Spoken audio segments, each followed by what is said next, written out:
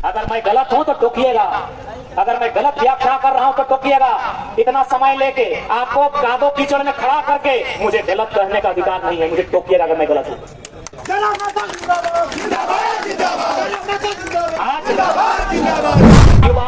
युवाओं के लिए एक बेहतर सिलेबस हम लोग तैयार करेंगे, है ना। बीघा 12 बीघा में पुदीना बा, तो बताइए कोई आपकी 10 बीघा 50 बीघा 100 बीघा 500 बीघा जमीन कोई कंपनी लेती है, उसका मुआवजा भी नहीं देगी, उसके बदले नौकरी भी नहीं देगी। पारा टीचर के लोग धरना पर बैठे हैं। बताइए पारा टीचर झारखंड की शिक्षा के रीढ़, सरकारी स्कूल का चक्कर काटिए, शिक्षकों की भारी कमी है। अगर मोर्चा किसी ने संभाला है तो पारा टीचर ने संभाला है। ये प्रदेश नहीं मेरा, ये राज्य नहीं मेरा, इस राज्य की कल्पना वीरों ने नहीं की थी। इस राज्य के लिए निर्मल महतो ने कलेजे में गोली नहीं खाई थी। इस राज्य के लिए बिरसा भगवान ने खून की उल्टियां नहीं की थी। इस राज्य के लिए जयपाल सिंह मुंडा और विनोद बिहारी महतो ने, शेख भिखारी ने संघर्ष नहीं किया। अगर मैं गलत हूं तो टोकिएगा, अगर मैं गलत व्याख्या कर रहा हूं तो टोकिएगा। इतना समय लेके आपको कादो कीचड़ में खड़ा करके मुझे गलत कहने का अधिकार नहीं है। मुझे टोकिएगा अगर मैं गलत हूं।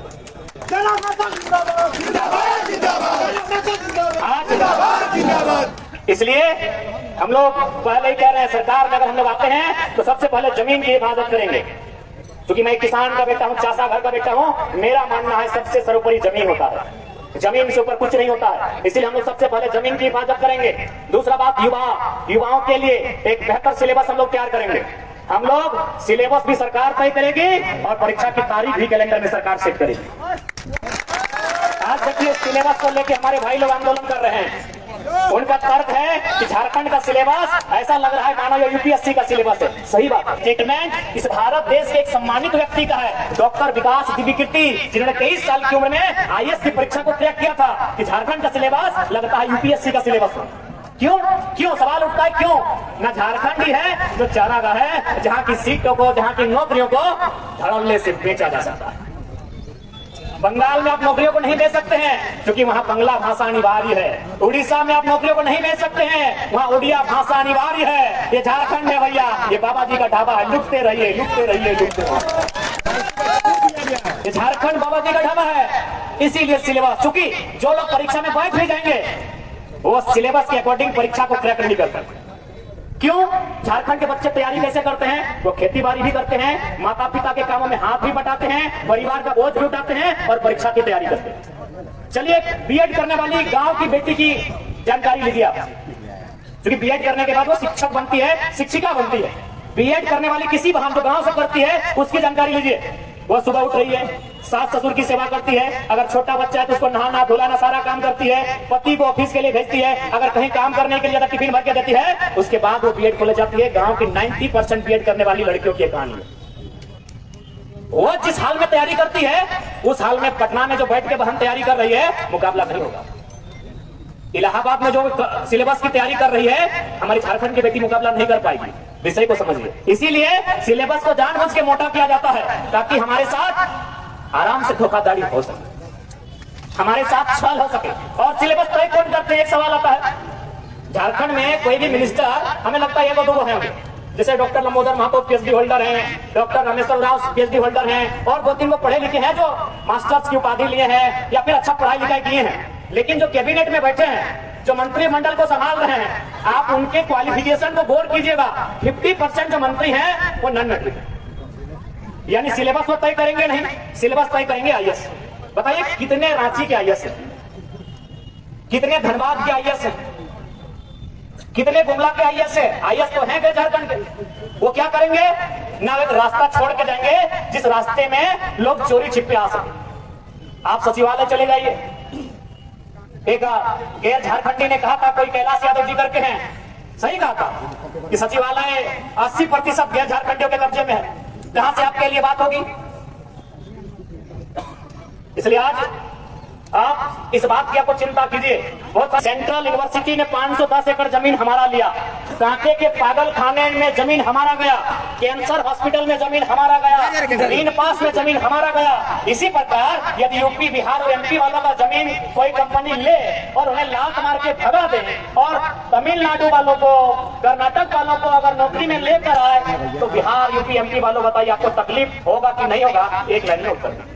आज जो खत कर देखते हैं यूपी बिहार के भाई लोग हमसे नाराज हो जाते हैं। तो हम आपसे पूछना चाहते हैं कि यदि आपकी बाप की जमीन कोई, क्योंकि आप लोग एकड़ नहीं ये बोलते हैं ना, बीघा 12 बीघा में पुदीना बा, तो बताइए कोई आपकी 10 बीघा 50 बीघा 100 बीघा 500 बीघा जमीन कोई कंपनी लेती है, उसका मुआवजा भी नहीं देती, उसके बदले नौकरी भी नहीं देती, बताइए आपको कैसा लगा?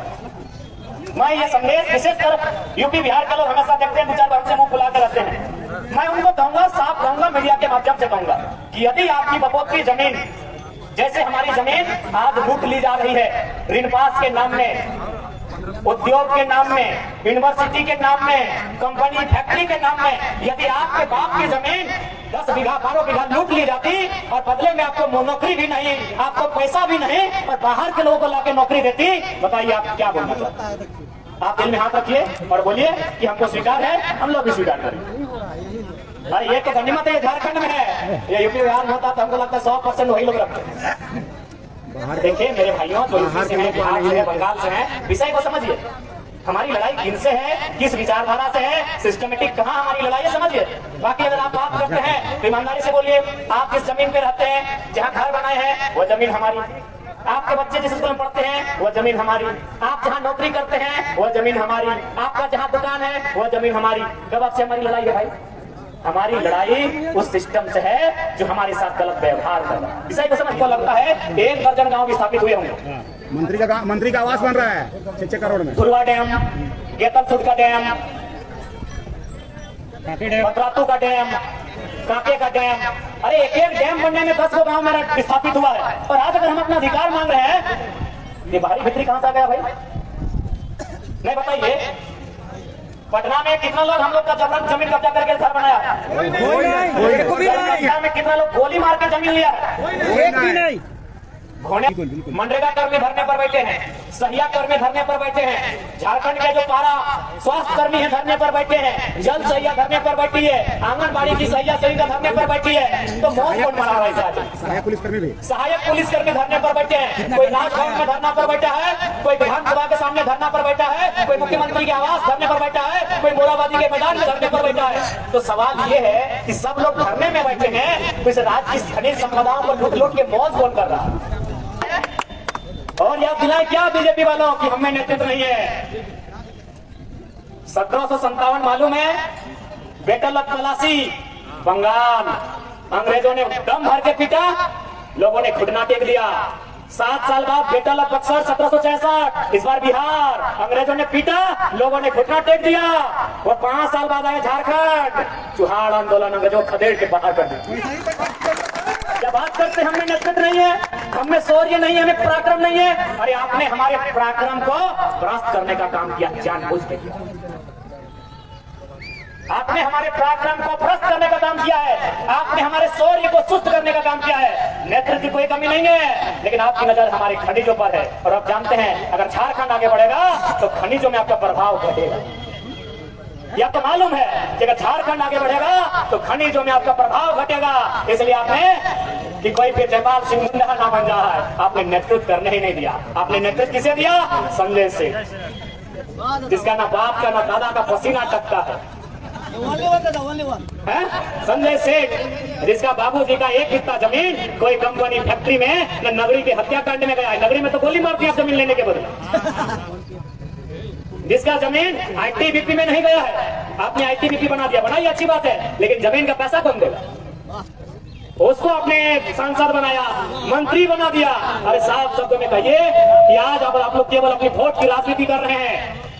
एनडीए गठबंधन वाले बाहर के राज्य को लोगों को लाकर अपना वोटर बना रहे हैं, और यूपीए गठबंधन वाले बाहर के देश बांग्लादेश से लाकर अपना वोटर बना रहे हैं, जो कि इस राज्य की अस्मिता के लिए गंभीर सवाल है। दोनों की नीति गलत है। गैर राज्य से भी वोटर मत लाइए और गैर देश से भी आप वोटर आप नहीं ला सकते हैं। क्योंकि यहाँ आदिवासी राज्य के रूप में इस राज्य का निर्माण हुआ है। अगर आप गैर राज्य से, गैर देश से अगर वोटर और लोग लेकर आएंगे तो यहाँ के लोगों की जो पहचान है, अस्मिता है, जो सांस्कृतिक पहचान है, जो सामाजिक पहचान है, जो ऐतिहासिक पहचान है, वो टुकड़ों टुकड़ों में तब्दील हो जाएगी। आज इसका गवाह तमाम उद्योग का क्षेत्र, चाहे बोकारो, रांची, जमशेदपुर है, चाहे वह सांस्कृतिक क्षेत्र संथाल परगना है, उसका गवाह बन रहा है। इसलिए आप वोटर लाने की क्या जरूरत है बाहर से? यहाँ जो वोटर है उनके लिए काम कीजिए और यहाँ के वोटर से अपनी सरकार बनाइए, यहाँ के वोटर के बीच अपने लीडर बनाइए। सरकार को एक भी संदेश देंगे कि देखिए आप वोट के समय इस प्रकार की राजनीति ना करें। कभी मैया सम्मान योजना तो कभी उत्पाद सिपाही। सबसे पहले उत्पाद सिपाही में हमारे दो भाई दौड़ने के क्रम में उनको मृत्यु हो गई। मैं उनको पूरे मंच के माध्यम से, अपने तमाम संगठन परिवार की ओर से मैं उनके लिए श्रद्धांजलि अर्पित करता हूं। उनके परिवार के प्रति मैं शोक संवेदना व्यक्त करता हूं। मैं उनके परिवार को ढांढस मिले ये प्रार्थना करता हूं। मैं माननीय मुख्यमंत्री से गुजारिश करूंगा कि आप उत्पाद सिपाही का जो दौड़ लेकर आए हैं, दो बच्चों ने अपनी जान गंवा दी, इसीलिए बढ़िया मौसम में दौड़ाइए। जरूरत पड़े तो रात को लाइट लगा के दौड़ाइए, सुबह 4 बजे भोर दौड़ाइए। ये चुनाव के समय में दोपहर को मत दौड़ाइए। भादर की गर्मी सबसे खतरनाक होती है। आप क्या जानिएगा महोदय, अरे आप नेता लोग क्या जानिएगा, एसी में बैठने वाले लोग आप भी जानते हैं जेठ और चैत महीना का जो गर्मी होता है ना, उससे खतरनाक बदन में भादर की गर्मी लगती है। आपको भी मालूम है भादर की जो गर्मी होती है, ये जो आधा अगस्त और आधा सितंबर के बीच की जो गर्मी होती है वो सबसे खतरनाक होती है। तबीयत खराब करने वाली गर्मी होती है। इसलिए मैं तमाम जो मंत्रिमंडल में बैठे लोग हैं जिन्होंने ये आइडिया दिया है उत्पाद सिपाही दौड़ का, ठीक है, अगर आप दौड़ कराना चाहते हैं कीजिए, लाइट लगाइए, शाम को कीजिए या सुबह 4 बजे भोर कीजिए। ये दोपहर में भादर महीने में दौड़ मत लगाइए। आज 2 भाइयों ने इस दुनिया को छोड़ के चले गए, कल तीसरा भाई उस रास्ते में ना जाए, इस बात की चेतावनी आपको देना चाहेंगे। हाँ, इस बात की चेतावनी देना चाहूंगा सरकार को कि आप केवल चुनाव की आड़ में उत्पाद सिपाही की दौड़ को भादर महीना की गर्मी में 12 बजे और 2 बजे मत दौड़ाइए। आपको दौड़ाना है सुबह 5 बजे दौड़ाइए या रात को किसी स्टेडियम में लाइट में दौड़ाइए। ऐसे भी ये जंगली बेटे हैं, अंधेरे में भी दौड़ लगा लेंगे। ये जंगली बेटे हैं, ये पारसनाथ के बेटे हैं, अंधेरे में दौड़ लगा लेंगे। क्या हमारा ये सोच आप बताइए क्या गलत बोल रहे हैं? भादर महीना उनकी मृत्यु का कारण बता कीजिए, भादर महीना का धूप है, आसान नहीं है भैया। आपको अगर डाउट है तो आपको 15-15 मिनट का फुटबॉल का मैच खेलिए दोपहर में, हालत खराब हो जाएगा।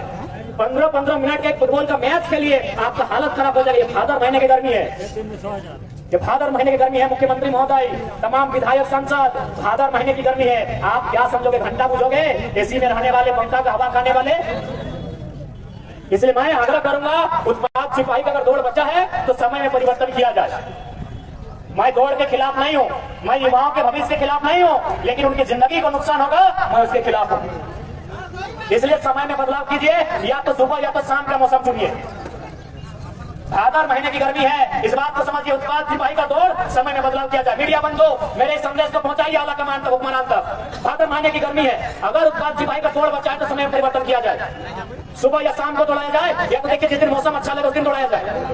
आप भादर महीने की गर्मी को नहीं जानते हैं ये हुक्मरान लोग। 2 भाइयों ने दुनिया को त्यागा है, तो तीसरे भाई के साथ, बहन के साथ ऐसी घटना ना घटे, इसलिए आपको चेत जाए। ये हमारी चेतावनी है सरकार की। ठीक है, आपको चुनावी स्टंट में भी अगर युवाओं को रोजगार मिल रहा है, नौकरी मिल रहा है, हम लोग युवाओं की नौकरी के खिलाफ नहीं है, टाइमिंग के खिलाफ है। हम लोग टाइमिंग के खिलाफ है, उनकी प्लानिंग के खिलाफ है। बस वही चीज है, टाइमिंग और प्लानिंग के खिलाफ है। बाकी उत्पाद सिपाही का दौड़ हो, हमारे भी भाई लोग हैं। हमको ग्राउंड में मिला 6 गोल का, बोला दौड़ निकाल के आए हैं। हम बोले भैया अच्छा शुभकामना है, क्योंकि हमको भी मालूम है हम गाँव घर के लड़के दौड़ में ही ज्यादा नौकरी लेंगे, बाकी तो बेच रहे हैं। कलम वाली नौकरी, गलत वाली नौकरी, एसी कमरे में बैठने वाली नौकरी तो बेच रहे हैं पटना वालों को। हमको मालूम है कि दौड़ने वाली नौकरी झारखंड को मिलेगा। हम उस दौड़ के खिलाफ नहीं है, उस दौड़ की प्लानिंग करने वाले और जो डिजाइनिंग किए हैं और जो टाइमिंग है उसके खिलाफ है।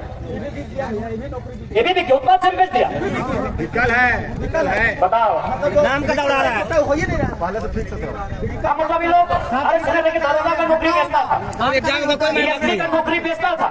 अब इन लोग उत्पाद सिपाही, हवलदार और चपरासी का भी नौकरी बेचेगा, तो बताइए झारखंड का बेटा लोग क्या आपको नक्सली बनाना चाहते हैं? नहीं, सरकार कहती है कि हम नक्सली का समाधान चाहते हैं, पर आप अगर इन चपरासी हवलदार की नौकरियों को भी बेचिएगा तो गरीब बच्चे कहां से पैसा देंगे? 5 लाख, 10 लाख, 15 लाख खेत बेच के देंगे, ये बाबूजी का किडनी बेच के देंगे, ये माँ का सोना गहना जो रखिए चोरी करके बेच के देंगे, क्या देंगे आपको? ये 5 लाख से कम तो नहीं लेता होगा, 50,000 में तो सेटिंग नहीं होता, नीचे तो बातें नहीं होता, 5 लाख से तो कम बात होगा ही नहीं। उसको लेके भाग जाएगा। ये 5 लाख गरीब घर का बच्चा कहां से लाएगा? उसको लेकर इसलिए तमाम युवाओं से आग्रह करेंगे, इसका भी कोई गारंटी नहीं। इन लोभी नेताओं को बाहर कीजिए, चाहे एनडीए है चाहे यूपीए कोई भी है, पार्टी इन लोभी नेताओं को बाहर कीजिए और सदन में उन नेताओं को भेजिए जो आपको आपके भविष्य की चिंता करे, जो आपके बच्चों की चिंता करे, जो आपके खेत खलिहान आपके फसलों की चिंता करे, जो आपके रोजगार की चिंता करे, जो आपके शिक्षा, जो आपके स्वास्थ्य की चिंता करे। मैंने स्वास्थ्य की बात कही, अभी जाके देखिए जो स्वास्थ्य विभाग है वहाँ जो थे वो देहांत कर गए, वो गैर झारखंडी थे। सुनने में अपना भतीजा को वहाँ नौकरी मिला है, उनके नौकरी मिलने पर या फिर देने का प्लानिंग किया जा रहा है, वहाँ प्रश्न लगा था। नहीं बताइए, इसी प्रकार अगर झारखंड को बेचा जाएगा एजेंसियों को देके, अभी सारा काम एजेंसी को जाता है। एजेंसी आपको समझते हैं ना, third party third party agency यानी थर्ड पार्टी, बीच वाला। बीच वाला। अच्छा एक बात बताइए, झारखंड के लोगों के पास कई एजेंसी है? एक एजेंसी झारखंड का है, एजेंसी कहाँ का है? हैदराबाद का। एजेंसी कहाँ है? इलाहाबाद का। एजेंसी कहाँ है? बनारस का। एजेंसी कहाँ है? पटना का। अरे भाई अगर एजेंसी पटना की रहेगी, एजेंसी अगर कलकत्ता की रहेगी, एजेंसी अगर हैदराबाद गुजरात की रहेगी तो नौकरी आपको मिलेगा। एक बात जान लीजिए, बात सही है। जो बिजनेस, जो व्यापारी होते हैं, हालांकि सभी व्यापारी ये बात नहीं लीजिए, प्रॉफिट, उनको केवल फायदा से खाली प्रॉफिट।